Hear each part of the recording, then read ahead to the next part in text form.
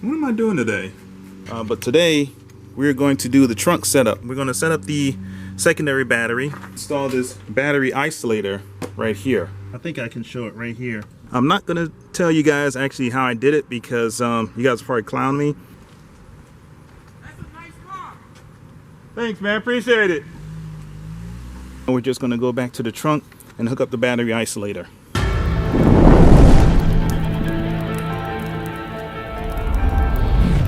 Now, I'm going to spend a few minutes talking about this guy right here, the battery isolator. And I mentioned this a couple of times before, but now that we're ready to get this hooked up, let's discuss why I'm doing it and the purpose for it. So, again, I now have two batteries in my car. This one is going to serve the purpose of the amps and the subs, and also the ground effect lights. So when my car is shut off, they'll be able to run the power off of the yellow top. And my main battery, the red top. So instead of having everything hooked up to my red top battery, which my current air suspension is already hooked up to, it tends to create a bigger load than what it can probably handle. Well, I'm not going to say what it can probably handle. It can actually handle a lot more. But for everything else I'm adding onto this car, I don't want to keep using my main battery. What this here is going to do is separate that connection between my main battery and the secondary battery. So when the two batteries are hooked up, they feed off of each other. This will be better for the car, better for all the electronics, but when the car is off, I only want this battery to be running when the car is off, so I can showcase my lights and all the other electronics. Now, what the battery isolator is going to do, this acts as a solenoid. So you have the power right here coming from the main battery. This is going to connect to one end right here and come out the other end right here. It's going to go towards the positive end of the secondary battery. Of course, in between this connection, the second connection right here, and going to the main battery, is going to be a fuse. And I got a 100 amp fuse right here, which I'm going to connect and put in between these two batteries, put in between these two connections. The one connection going from the battery isolator going towards the secondary power outlet of the secondary battery. So just in case there's a short, I don't want my electronics fried or any of it getting back to causing more damage. So I'm going to install this 100 amp fuse right here, this A&L fuse. So I'm going to take this. Oh, and also when the car is running, this will act as a switch. So the main power of the main battery goes in here, and then this goes into the fuse, and the fuse goes to the main battery. Now we also have a ground point right here, so this needs to be grounded. So I'm going to create another ground point over here, and this is the power switch for the isolator itself, the trigger switch. So a 12 amp trigger switch connection needs to be made right here. So I'm going to get probably a 18 gauge wire, create a connection, put it on this guy right here, and then run that through up to the fuse box, and then find a fuse that has a 12 amp power source through one of the fuses, probably like a windshield wiper fuse or anything like that. Anything that shows power when the car is turned on and that the power is running, like the radio, or like I said, the windshield wiper, and when the key is off, when the key is taken out, it won't work anymore, so then the switch will turn off. And when the power is off for the car and the switch is turned off, this switch will go off and then completely isolate the battery from the main battery up here. But when you turn it back on, the switch closes inside, and then the two batteries are connected. So again, this acts as like a solenoid or like another relay switch. But this would be good for both the batteries right here. So enough about that. And now the only thing is, where am I going to install this thing? I initially wanted to put it right down over here. But I think what I'm going to do is put it right here and just fasten it right to the back side of the trunk right here. So let's go ahead and do that. If we take a look at the power supply area that I have set up right here, we can see that I actually made some changes to the last time I recorded. Initially, I was going to put a piece of board right along the back side of the trunk. I couldn't figure out how to get it to fix to this area so I could attach the battery isolator, the amp, and the fuses. So instead, I decided to just attach the battery isolator to the back side of this MDF board for the battery box.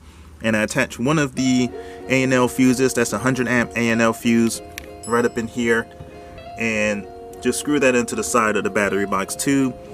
Surrounded the battery with some foam insulation, so this will provide some additional protection.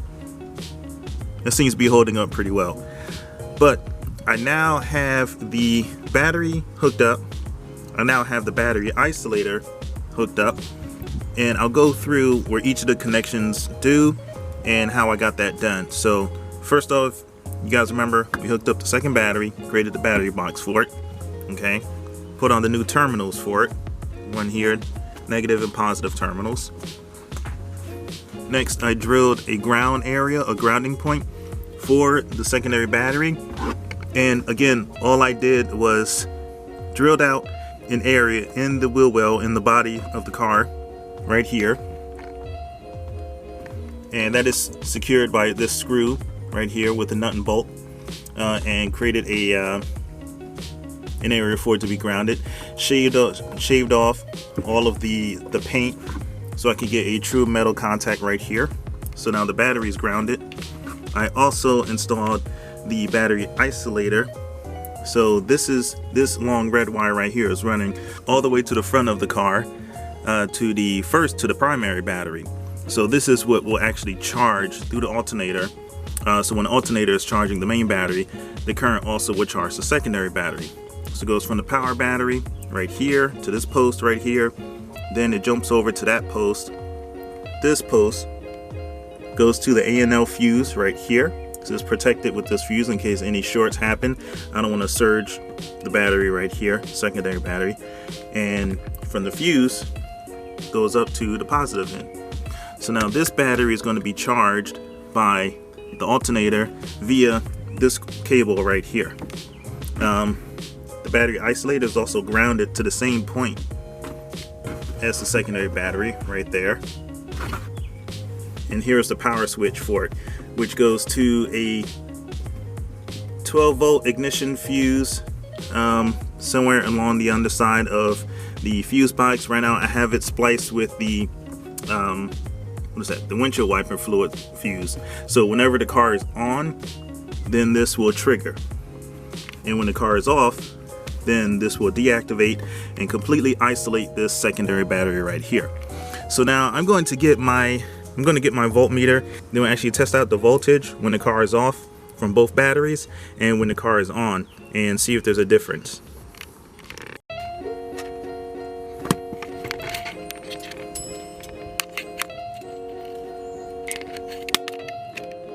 Alright, so now I got my multimeter right here, and if we take a look, just going to turn this on to the correct amperage, to the correct meter to test the voltage.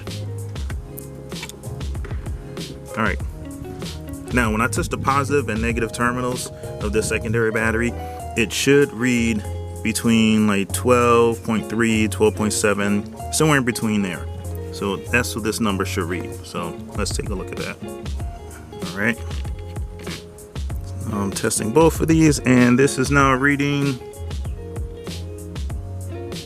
12.75. Alright, so now let's take a look at the primary battery.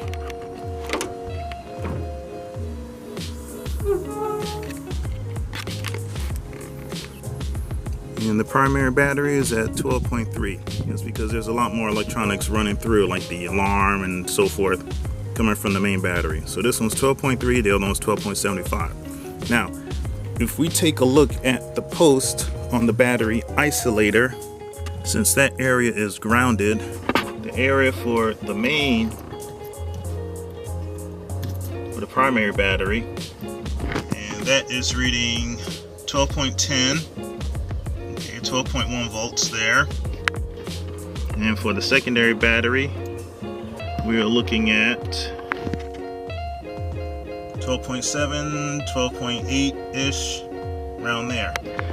Alright, so now both of these batteries are at resting, and this one is fully charged at full capacity because nothing is actually hooked up to it yet. For my main battery, it's running a little bit lighter than this one because, again, I've got all the engine components, I've got my air suspension, The alarms, the lights, the doors, everything is tied, so it's pulling a little bit of draw from the main battery. Now I'm going to start the car, and when I start the car, the primary battery should jump up from 12 to about 14 volts, anywhere over in that range, and the secondary battery should read the same. So both the primary battery and the secondary battery should read roughly the same voltage, anywhere between 14.2, 14.3 volts, 14.4, anything over 14, as long as the numbers match up. And I need those numbers to match up because that will indicate that this battery isolator is hooked up correctly. So when the car is turned on, this power switch will activate and then make the connection between both the batteries. And when the car is turned off, this power switch right here will turn off the isolator, deactivate it, and then sever the connection. That is the goal. I'm gonna go ahead and turn the car on. It's been almost 2 days since I turned the car on, and the cold start seems to be pretty loud. So cover your ears.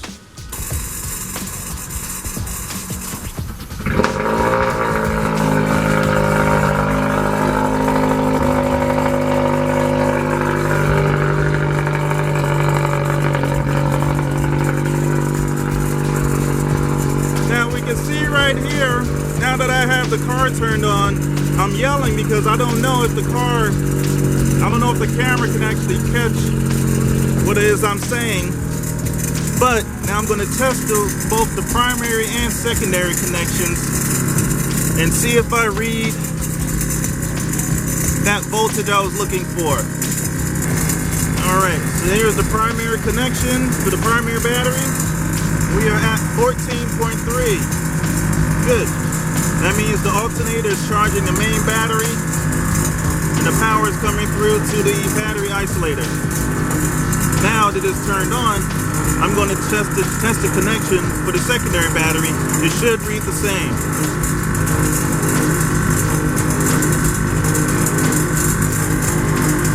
There we go, 14.3. Yep.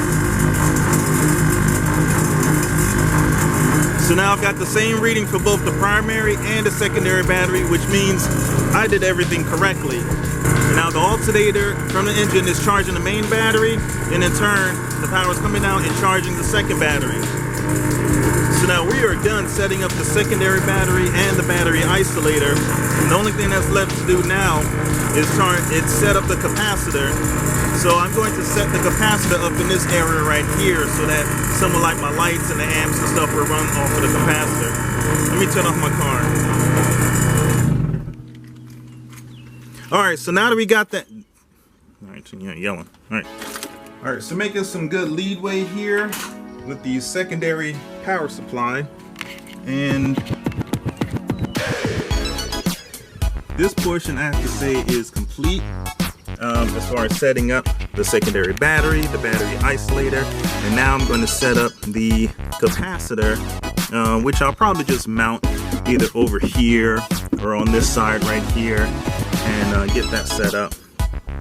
And then once I get the capacitor set up, then we'll move on to the next area of the project. I think I'm probably going to install my ground effect lights and all of the interior and external lights.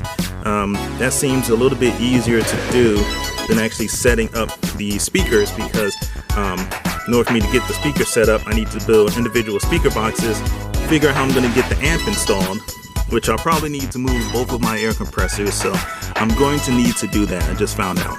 Might just have to secure this with Velcro. I forgot I got a distribution block. Okay, put that to good use. Before I actually hook up the capacitor, I need to charge it. Here's a tiny little resistor to make sure that the capacitor doesn't overcharge too quickly. Now I think the best spot for me to put this capacitor is probably going to be right about right here. In order for me to get this fixed over here, I need to create a base for it. So I've got some MDF board, cut out a piece, and I'm just going to secure it right here with some Velcro. And guys, don't be afraid to use Velcro. Velcro is your best friend. I use it all the time when I don't want to put in screws or holes in all over panels and walls and everything. I use some Velcro. Got some pretty strong stuff right here that I got from Home Depot. And this stuff does not let go. It really doesn't want to let go at all. So I'm just going to cut a couple of strips, put it right here. So that'll be the base for it. Then I'll get the capacitor, screw it right here, and it'll just live right here, and I'll make all my wiring connections accordingly. But first things first, in order for me to get this hooked up, I gotta charge this capacitor first. So what we're going to do here is take my portable battery right here, which should provide enough to charge me to get this guy going. So I'm gonna hook up the positive end, then the negative, and it tells you right at the top here. There's a plus sign here for positive, other side for negative. I'm going to hook up these two terminals right here that I have. The ground is going to come over here. And the positive is going to go on that side. But I got to give it a slow charge, and that's where this resistor comes in, so that way this thing doesn't overcharge too quickly. So I'm going to take one lead, hook it up to the resistor here, and I'll take the other lead and attach it to the positive end of the capacitor. And I'm using leads. Some people use their hands. Some people say just hold it there for a few seconds, but I heard it gets pretty hot. You know, not to be like a little bitch ass or anything, but I just want to make sure I'm proud of myself.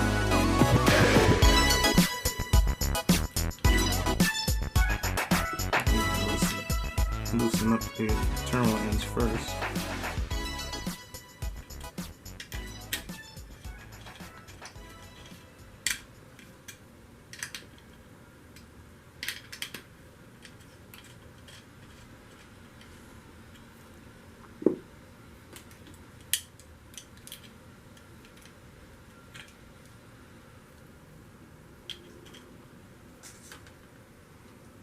Alright, so I've got the battery backup turned on, got all the leads connected. So now when I connect this lead to the resistor, the digital numbers on the capacitor should start to fill up. It's connected. Did I do it right? I don't see it turning on. I don't think I did it correctly.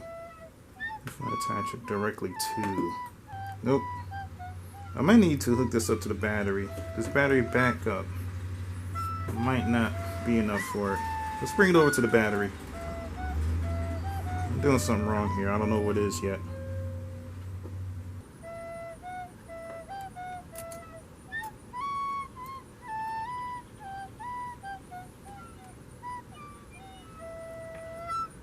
Alright, let's see if I hook it up to the battery, see if it does anything.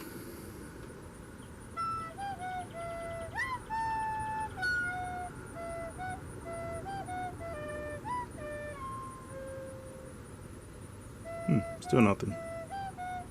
It's only supposed to take a few seconds. Am I doing this right?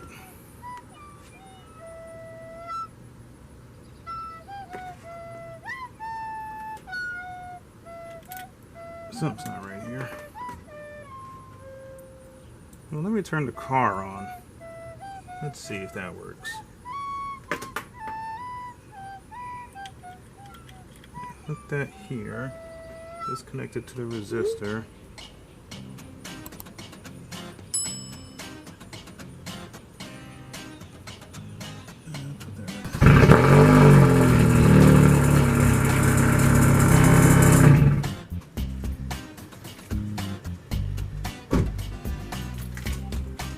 This capacitor isn't charging. What am I doing wrong? Oh, wait. Wait, there it is. It's doing something. Got a flashing 0 over there.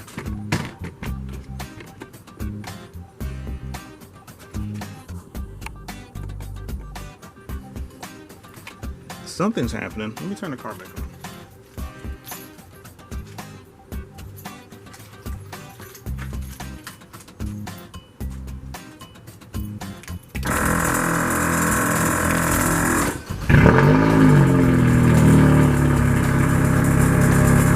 So something's happening with this flashing zero. I don't think I have the proper connection with these leads here, so let me unplug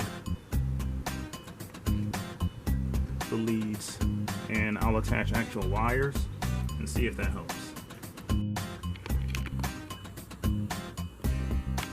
Alright, so I think there might be something wrong with the little resistor that it came with. It doesn't seem to be holding the charge. The light, little blue light comes on and it still keeps flashing 0. But when I actually hooked up with my battery, I was checking out some reviews. Some people say use a test light to do it. When I would tap it with my battery pack here, oh, there we go, see? Now it jumped up. So I'm just going to leave it like this and go ahead and install it, so it should be okay. And yeah, I don't know why that resistor is already running out. So the resistor wasn't charging, wasn't allowed to charge properly, so I'm not really sure what was going on. Let me try it again.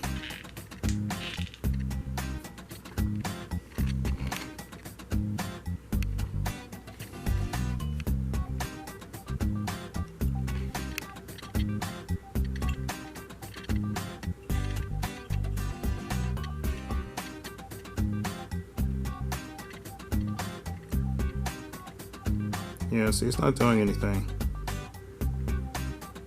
Guys, if you ran into this issue, help me out in the comments. Let me know. It's my first time doing this, so I don't know if I'm doing this right. But I'm just going to hook this up, and I was able to get the charge to go through without the resistor. So I'm just going to hook this up to the battery, see if this helps. Yeah, that's not working properly. Some Amazon reviews said this capacitor isn't that great, but others say it is, so it's got mixed reviews on it. But if it doesn't work, hell, I'll just take it out and run everything straight to the battery.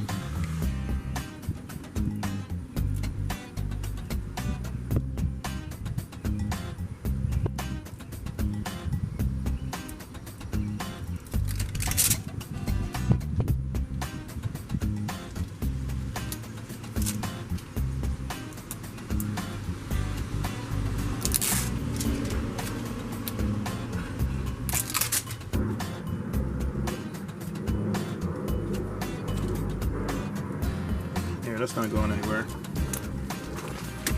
Alright, so now I got the capacitor installed and I've got the ground wire connected, hooked up with the terminals and ready to go.